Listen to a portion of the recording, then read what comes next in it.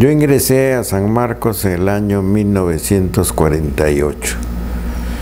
Tenía 17 años, venía del departamento de Piura, de su capital, y realmente fue todo un deslumbramiento, porque el primer semestre del año 1948 fue un semestre extraordinario. Muchos de los exiliados españoles republicanos, intelectuales, de letras, de derecho, pasaron por el Salón General dando sus charlas, sus recitales. Realmente era como para sentirse maravillado. Era el periodo de Luis Alberto Sánchez como rector. Y precisamente ya en el mes de junio se establece, se inaugura un ciclo que se llamaba La Cultura del Perú y que se inició con las palabras del rector, del doctor Luis Alberto Sánchez, sobre la literatura peruana. Fue una conferencia realmente extraordinaria, duró cerca de 2 horas y Sánchez realizó una síntesis realmente asombrosa, ilustrativa y muy profunda a la vez. Los aplausos fueron realmente atronadores y sentí por primera vez que lo que tiene valor debe aplaudirse y que lo que no tiene valor no debe aplaudirse. Salió el doctor Sánchez del General de San Marcos de la Casona y fue pifiado, increíblemente, por un grupo de alumnos que estaba en contra de su gestión rectoral. Lo cual me parecía injusto. En la época del doctor Sánchez, las clases se cancelaban, por decirlo así rápidamente, a las 7 de la noche, hasta las 9. De 7 a 9 no había clases en la casona. Era un horario especial para asistir a los eventos culturales. Eso me parecía realmente maravilloso, digamos, porque estábamos, no diré obligados, pero sí con todas las... No perdíamos absolutamente clases, sino que íbamos a las conferencias, a los recitales, a las presentaciones de teatro. Realmente fue un semestre de los más importantes, interesantes y maravillosos que yo haya tenido en la universidad. Fatalmente, los rumores del golpe militar ya se dieron en agosto hasta que se cumplieron en octubre. Como todos sabemos, la dictadura del general Odría comienza el 27 de octubre de 1948. Una vez más, los tanques militares arrollaron la casona, tomaron presos y comenzó una dictadura, como todas, de represión y de oscurantismo. Fue muy difícil acostumbrarnos a no tener todo ese inmensidad de cultura todos los días. Se cancelaron todas las actividades culturales, teníamos solamente clases y, por supuesto, muchos de los miembros de la llamada generación del 50, que de una u otra manera tenían una vinculación o actividad política, sea esta aprista o comunista, fueron tomados presos y deportados. Entre ellos Manuel Escorza y Juan Gonzalo Rose y muchos más.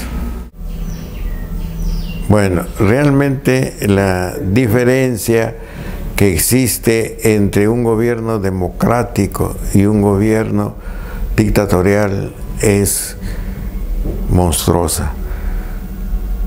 El silencio, la ausencia de los amigos, las deportaciones, las prisiones, realmente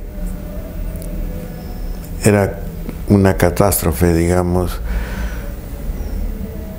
muy visible y que cayó sobre nuestros hombros.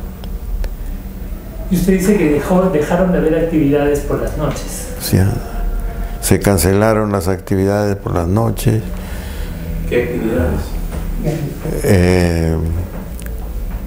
El señor rector, que tomó el mando después de la ausencia del doctor Sánchez, que tuvo que salir fuera del país, fue don Pedro Dulanto,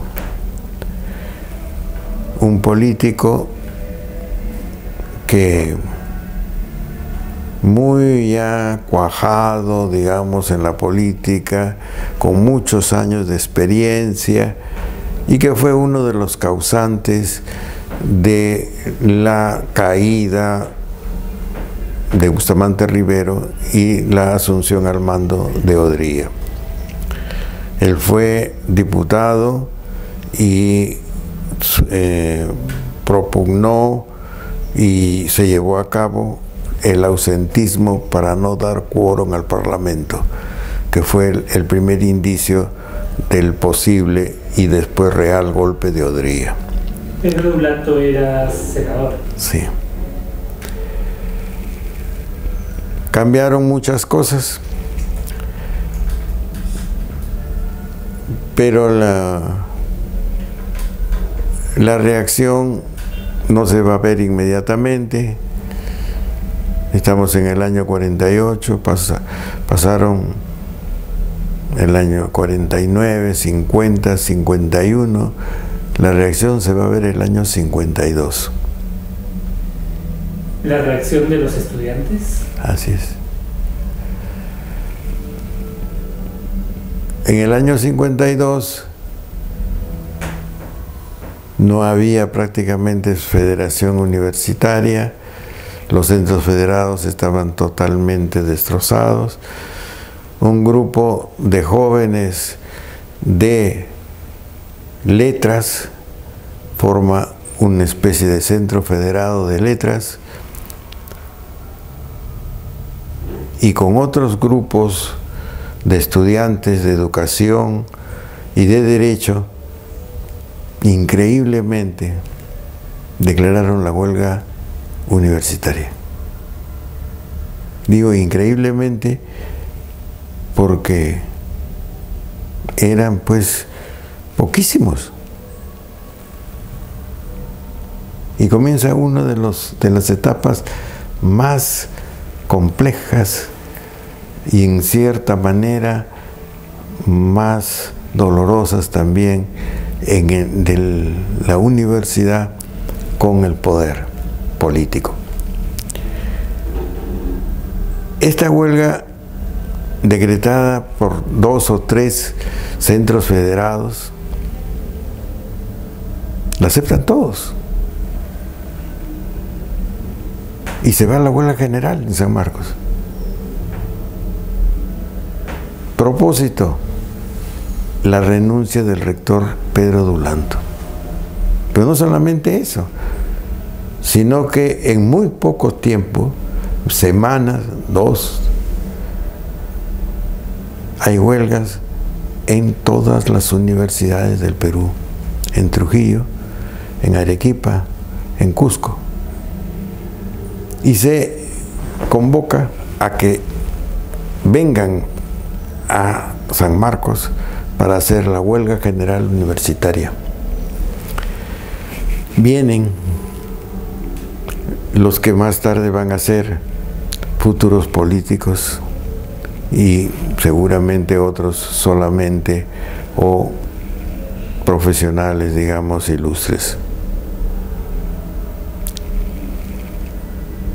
De Trujillo viene el presidente de la Federación de la Universidad Nacional de Trujillo, Lucho de la Puente Uceda. Había sido y era aprista. La oratoria de Haya influyó en los líderes del APRA fundamentalmente. Era una oratoria vibrante,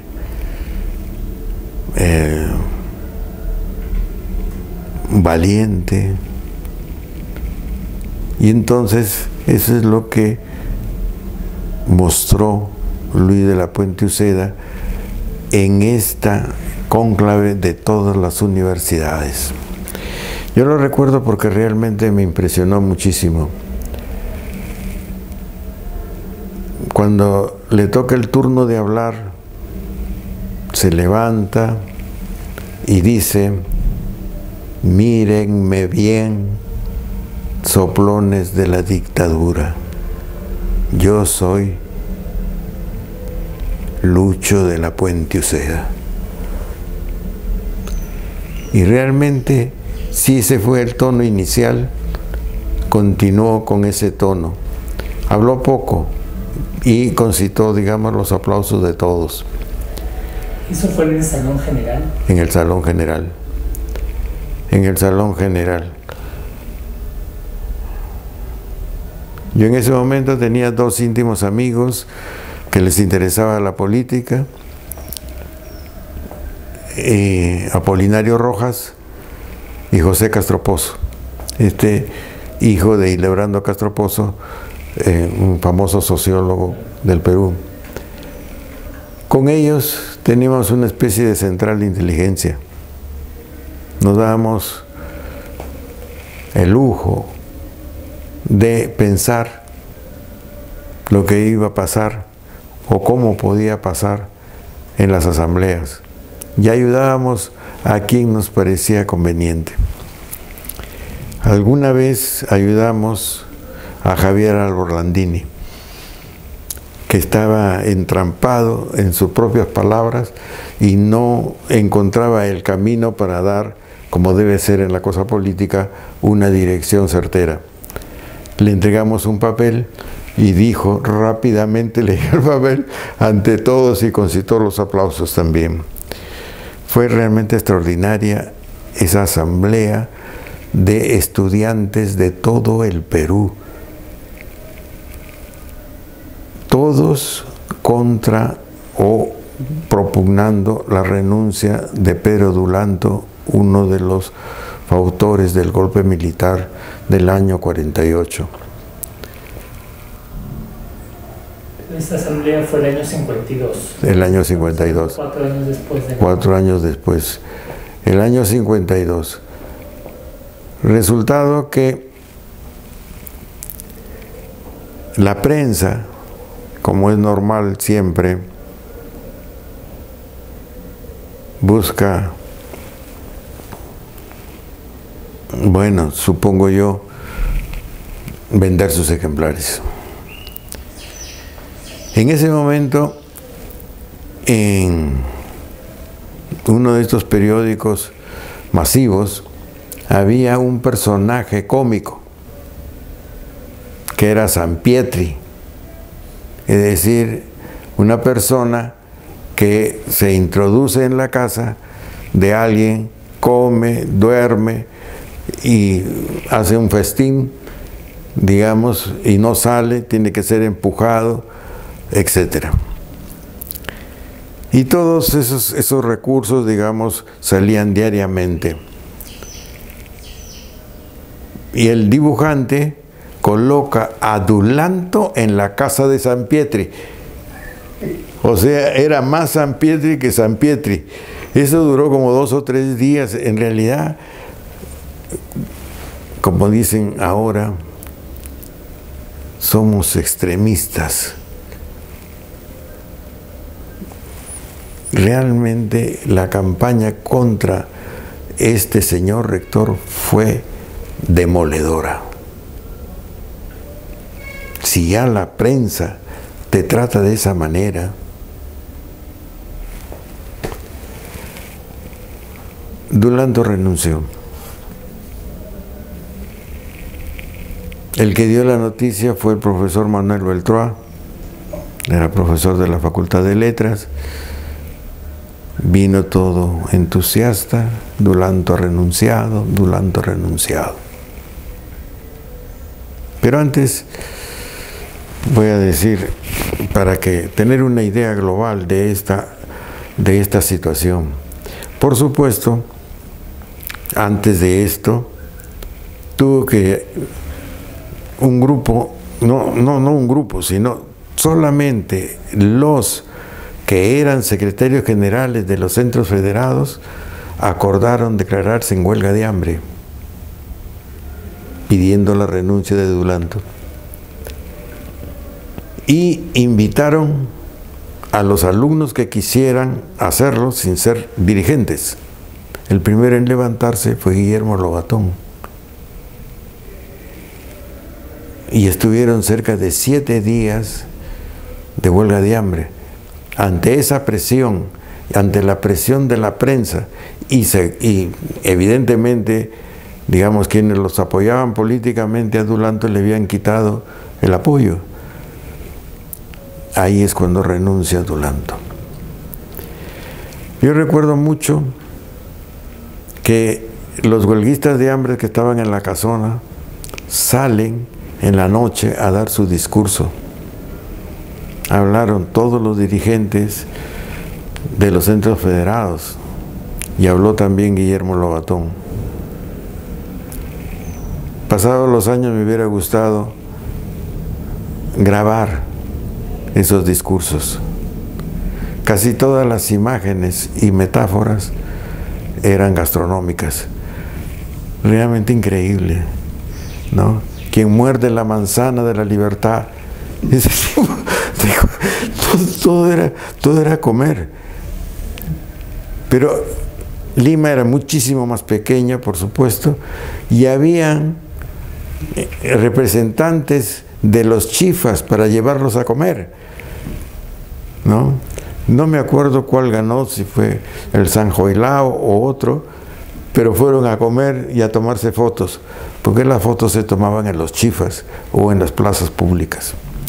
Eso al término de la huelga de hambre. Al término de la huelga de hambre ya renuncia a Dulanto, se festeja todo esto y fue la locura.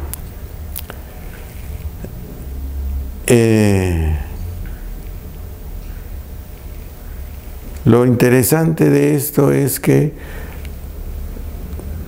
las dictaduras, pues ya lo sabemos, y hay que repetirlo una y otra vez, traen hambre, corrupción, ignorancia, la represión total de todas las libertades. Y todo eso pues no es un ambiente como para vivir, que creo lo que quiere una población, cualquiera sea el país. Fue muy duro eso. Las represiones duraron hasta los años 56, es decir, casi toda la dictadura de Odría. Pero dejando eso, las clases continuaban y habían pues una gran cantidad de alumnos para nosotros, era una gran cantidad. Hoy día pues son cantidades mínimas. ¿Por qué razón? Llega un momento que en la Facultad de Economía, que estaba muy cerca al patio de Derecho, ya sus alumnos no podían ingresar todos al aula a escuchar clases porque eran muchos, y entonces se abrieron las ventanas para que pudieran escuchar clases. Bueno, ya comenzó, digamos, una especie de Exacto, ¿no? En letras no, porque en letras siempre fueron pocos, digamos, los escogidos, para decirlo rápidamente. Continuaron las clases. Muchos de los miembros de la generación del 50 optan por la salida, digamos, formal. Ya muchos habían sido deportados y había un profesor que ya lo he mencionado, que era el doctor Raúl Porras Barrenechea, hombre con una generosidad realmente asombrosa y que ayudó mucho a la generación del 50.